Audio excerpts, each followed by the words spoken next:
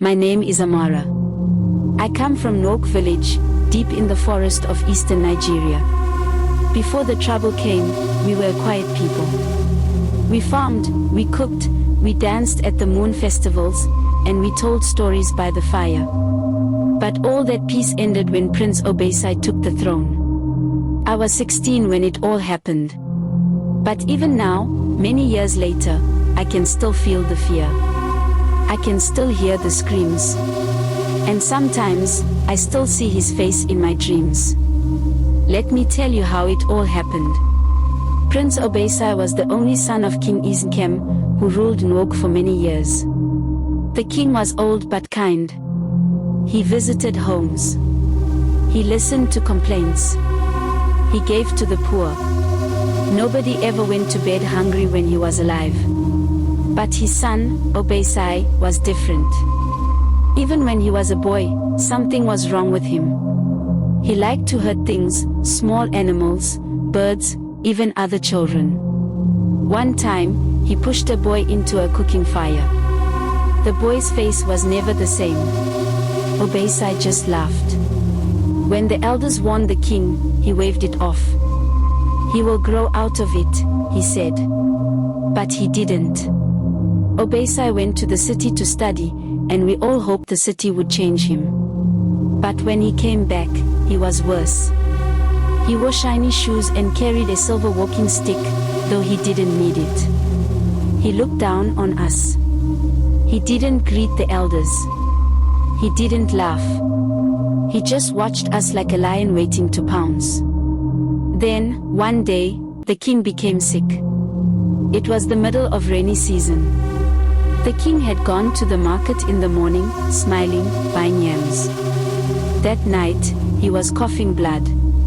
The palace healer said it was strange. Like poison, he whispered. But no one dared say it loud. In 10 days, the king was dead. We all cried. The entire village came out. We beat our chests. We sang mourning songs. But Obasi stood straight and cold. He didn't cry. His eyes were dry. He looked ready, like he had been waiting for this.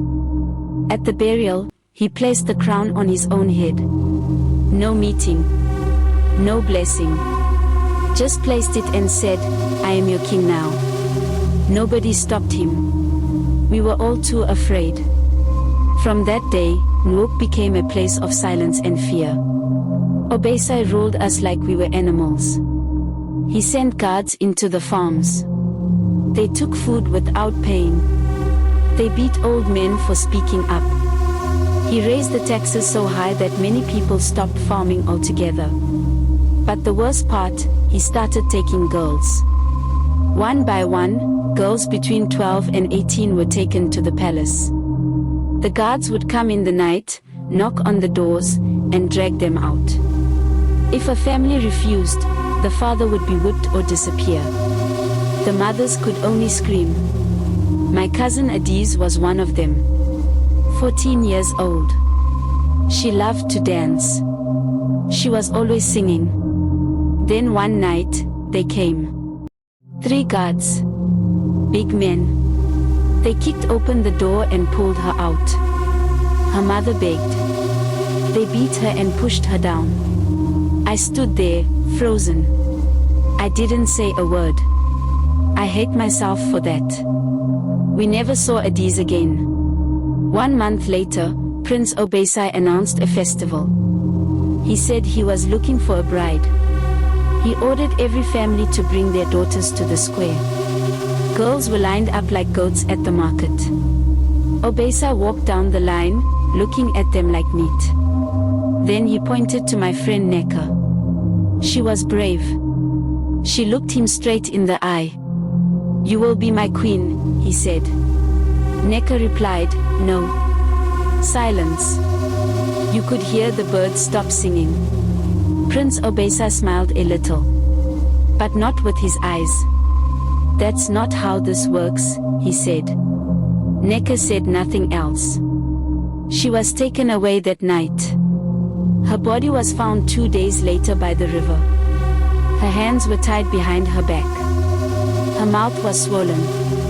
Her eyes were still open. That was the moment the fear began to turn into something else. The people started whispering.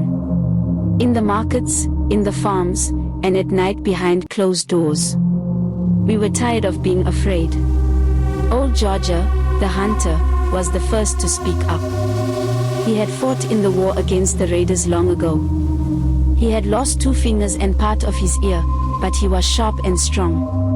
One night, he called a meeting in the forest. Only trusted people were invited. My brother was one of them. I followed him. We lit a small fire under a tree. Georgia stood up and said, "Obasi must go. If we wait, he will destroy us all." Some people were scared. They said the guards would kill us all. But Georgia just said, "Then let them kill me first. I am not afraid to die." We planned for many nights. We watched the guards. We learned their routines. We found out where Obasi slept. We waited for the right night. It came one night during the Harmattan. The wind was cold. The sky was black. No moon. We moved quietly, like spirits. We had no guns. Only cutlasses, stones, and one old hunting rifle. But we had something stronger, rage. We reached the palace just after midnight. The guards were drunk on palm wine. We slipped past them. We found Obasi in his room, sitting on his bed, writing something. He didn't even look surprised. "You think you can kill me," he said. "I am the king." Georgia stepped forward. "No," he said. "You are a curse." Obasi reached for something under his bed. But before he could pull it out, Georgia swung his cutlass. It was quick. Blood sprayed the wall. Obasi fell. The palace fell silent. The guards ran when they saw what we did. No one defended him. Not one. We buried him behind the palace, with no prayers. No one cried. No one lit a candle. 4 days, we waited for something bad to happen. But nothing did. The sun rose like always. The birds came back. People sang again. We chose a council to rule us, not one man. And for the first time in years, we were free. Sometimes I still wake up at night. I hear footsteps outside my window. I see Obasi's cold eyes in the dark. They say the dead don't speak. But I don't know. Maybe evil like his doesn't stay buried. But one thing I do know. We were just villagers. We had no magic. No warriors. Only fear and fire in our hearts. But we stood together. And that was enough.